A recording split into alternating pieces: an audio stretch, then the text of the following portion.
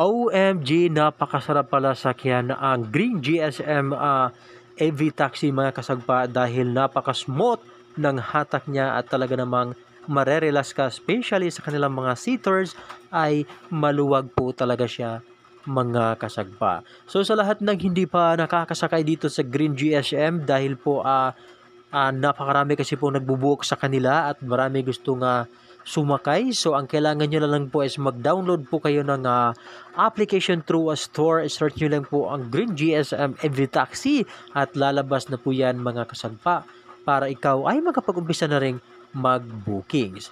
At sa video ito mga kasagpa ay galing po ako sa BGC at nagpahatid po ako dito sa Quezon City at talaga namang mabait talaga ang mga driver dito at ayun nga ang sabi ni kuya ay kailangan nga daw talagang professional drivers ka at syempre may mga training naman po yan at titingnan doon actual kung ikaw ba ang karapat dapat mag-drive sa kanilang inilulunsad na Green GSM Taxi. At ang kagandahan pa dito mga kasagba at ang sabi ni kuya ay wala po silang coding within Metro Manila kahit saang sulok sila ay very welcome at syempre sa lahat ng gustong sumakay mag-download na po doon sa Play Store mga kasagpa para ma-identify mo agad kung ano ang kanilang mga promo. So ayun mga kasagpa, yan po ang aking sinasakyan kanina at talaga namang napakalupit at nakaka-relax naman po siya